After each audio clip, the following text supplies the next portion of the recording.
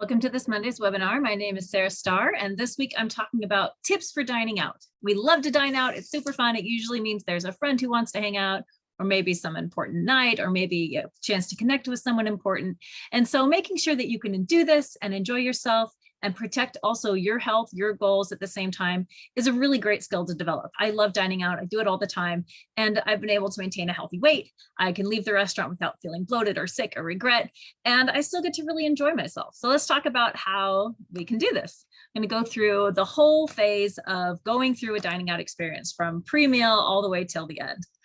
All right, so remember, when we're talking about this, everyone has different parameters for what they want to do to protect their health. So we're not talking about rules here. We're talking about your boundaries, making sure that you're clear on what your boundaries are, make it a lot easier to make these choices. If you think about these as rules, your brain's automatically going to rebel and you might have a harder time. So just decide, what would a healthy version of me do? Like, I like to think of myself as a healthy person. So I walk into a restaurant and I think, how would healthy Sarah order? How do you see yourself?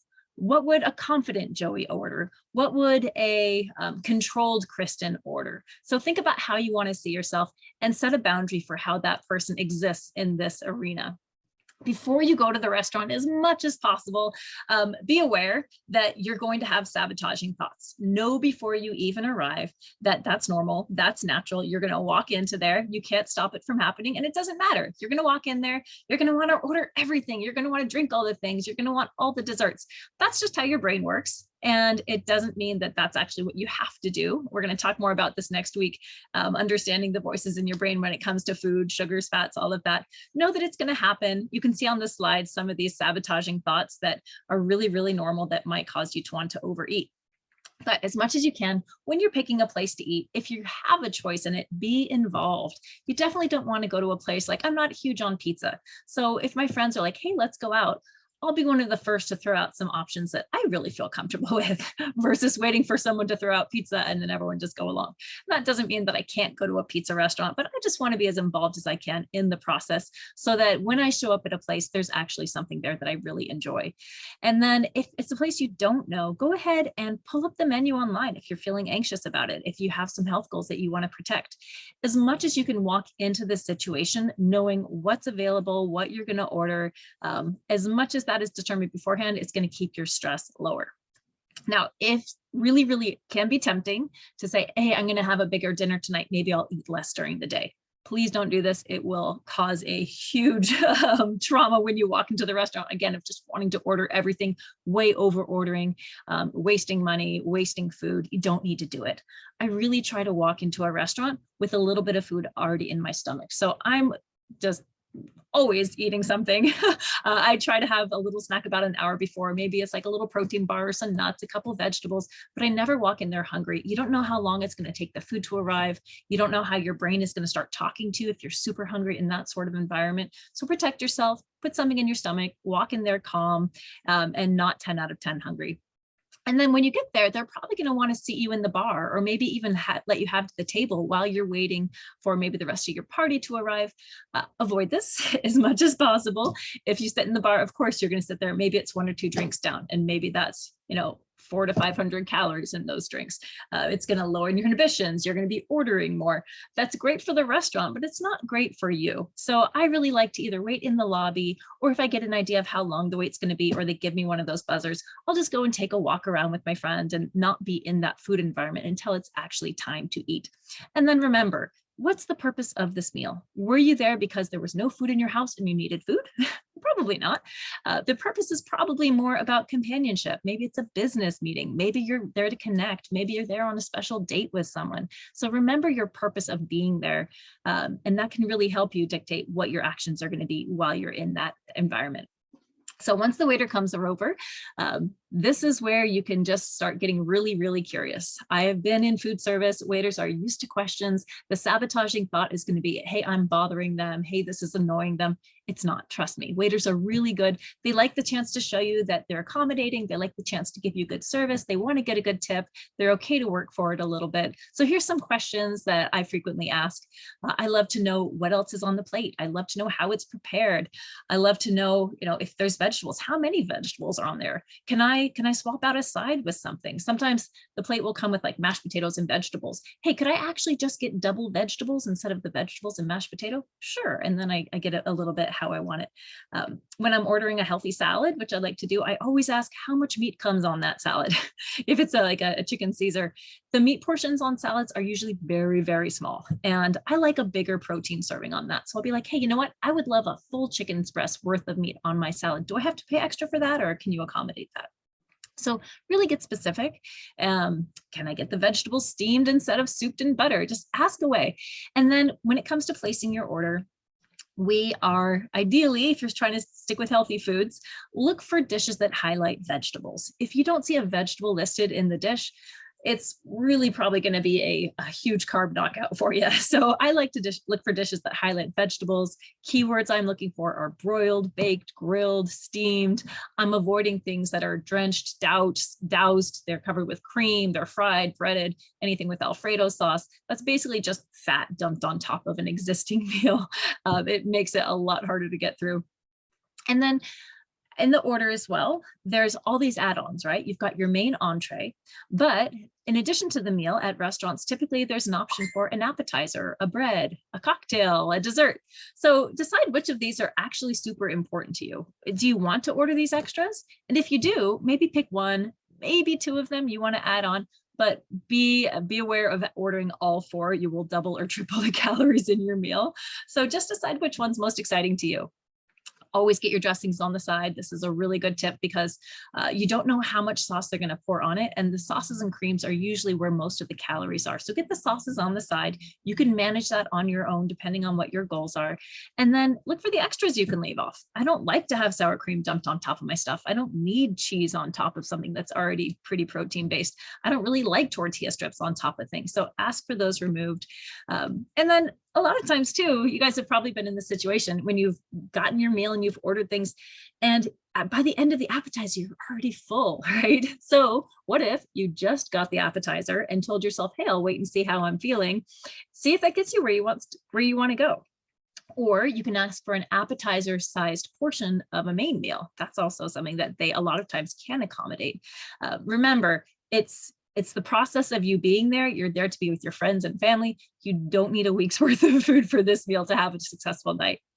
So the waiter's taking your order. He's off. While you're waiting, go ahead, take that glass of water in front of you. Drink at least one glass of water. That's going to help a lot with your digestion. It's going to help with your energy. It's going to help with your hunger.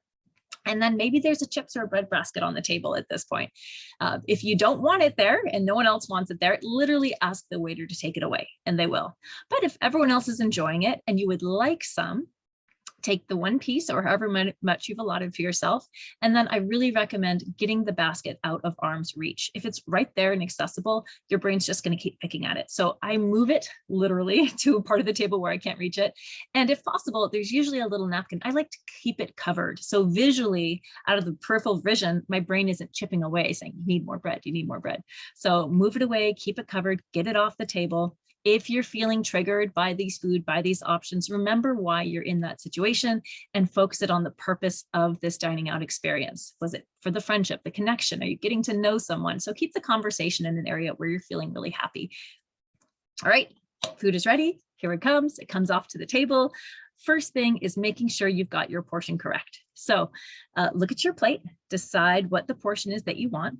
And then if you'd like, go ahead and put half of it or whatever the portion is directly in a to-go box or on another plate, give it to a friend, but get your portion right before you start eating. If you're trying to manage portions on a plate, it's really, really hard to look at something and know how much you've already eaten of it.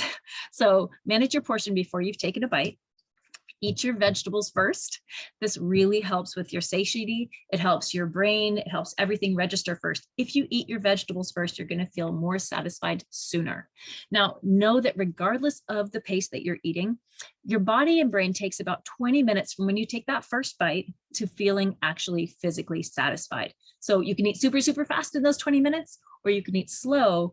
But in those 20 minutes, you're going to start looking around and noticing, I call it the pause. And this happens for everyone, and a lot of people don't notice it. But after 20 minutes of eating, there's a moment where people set their silverware down, sit back, and do something like this. that is your natural satiety level. That is your brain saying, I'm good now. But if you don't know that, then after you sit back and pause, you look down and there's still food there, like, oh, well, I guess I'll keep eating, blah, blah, blah. And then you just keep eating. But if you want to just eat to satiety, that pause is when you're actually fine. You've had all the food you need. So even if you got your portion right and there's still food left on there and you notice yourself taking that pause, you don't need the rest of the food. You can eat it if you'd like, but at this point, it's more eating for entertainment. Something else you can do to really increase that satisfaction that you're feeling at that 20-minute pause so you feel less tempted to continue eating past satisfaction is engage your senses. I love to smell my food. I love to look at my food before I eat it. I like to visualize, it, in my mouth. I like to think about how it's going to taste on my tongue. As much as you can pour your senses into the experience of eating and really be mindful about it, the more satisfaction you have and the less you need to eat. So another thing too is when you're eating healthy and everyone at the table around you, maybe it's eating bigger portions, it can be a little mentally challenging if you got a smaller portion and you finish sooner and everyone's still eating. So something that I actually like to do is I will look at the people on the table. I'll see who has food on their plate, who has more, who has less. And I try to make a game of it where I don't finish before the last person. And so I'm taking smaller bites. I'm putting my fork down between bites, I'm having conversation, and I'm making sure that my plate isn't clean an hour before everyone else's, because I want to be a part of the fun. I want to be there, but I also want to pace myself.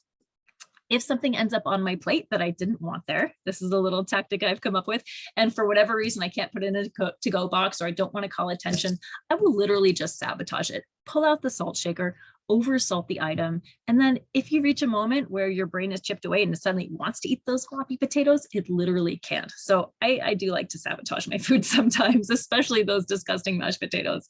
And then just a word about buffets. When you go to a buffet, step number one is look at everything there before you even pick up a plate. So do a quick walkthrough, see what the options are, and then come up with your strategy. Strategy one is a few big portions of a few things, or strategy two is lots of little things in little portions. So pick your strategy, pick one plate, walk around mindfully, fill up that plate, and then go back to the table, eat with satisfaction, take small bites, make sure you're drinking your water, and all these other same rules apply. All right, you've had a lovely meal, you've had great conversation, you feel in control, you feel satisfied. A really lovely thing you can do mentally to signal to your brain that the meal is over is put your napkin on top of your plate. And put your silverware there facing away from you, put your napkin on top of your plate. You're very unlikely to go back to eating if the napkin is on top of your plate. And even better, that will signal to the waiter to take the plate away. And if it doesn't, just go ahead and ask him, hey, can you move this dish? And now maybe people are getting dessert. Maybe you want to have a little post-dinner talk. That's great. If you decided that you would like to have dessert, some of my favorite healthy options to feel involved in that part are coffee. I love a nice mint tea. Maybe they have a little bit of fruit. I can get a fruit plate. Or maybe they have an amazing dessert menu and there's something you really want to get. If you choose to get a dessert, again, portions on these are usually way bigger than they need to be. I like to see if someone wants to split it with me. And I do something called the 2-bite rule. And the 2-bite rule is basically this. If you're eating something that you're eating it other than the nutritional satisfaction, you're eating it for pleasure, you're looking for pleasure in taste and texture. Those are the two things that pleasure eating do for you. Now, I want you to experiment with this. In 2 bites, if you're really mindful about it and taking your time, in 2 bites, you can get all the pleasure from the taste, the texture, you can really enjoy it, you can swirl it around on your tongue, you can enjoy that flavor. The satisfaction does not ever go up after 2 bites. You never get more satisfaction than those first 2 bites. If you continue eating after that, you're basically just eating to clean your plate, but you already had all the fun of it in those 2 bites. And so I use the 2-bite rule all the time so that I can enjoy little bites of things. And I know that it doesn't get any better than those first 2. And if people don't want to have dessert, but they still want to sit around at the table, or if there's an option, I like to suggest maybe moving to a different location where there's more lounging areas. You're getting away from the dining table, you're getting out of the dining room, maybe moving to a place that's less food focused. Or if you haven't overeaten, you can tell because you'll be able to take a stroll. Maybe after dinner, take a walk with your friends, but you don't have to stay in that dining environment. I hope you guys have some really, really awesome dining experiences this year and really enjoy the time and the control that you can have in these environments so that you can protect your plan, protect yourself, feel good, wake up the next morning feeling healthy, not feeling regret, not feeling the bloat, not feeling like you have to over exercise at the gym. There's so many great ways that we can enjoy dining out and stay healthy at the same time. My name is Sarah Starr. I offer private and weekly coaching. You can find more information about me and my services at sarahstarcoaching.com. I'd love to hear your thoughts in the comments, maybe strategies you've used or questions you have. Also, you'll see linked in the video description the worksheet. Every one of my Monday series has a worksheet that goes along with it. So this week's worksheet will help you workshop some of the ideas that we talked about today. So go ahead and print that out, and it'll help you put into action everything that we're learning. Hit me up if you need anything. Thank you so much for watching.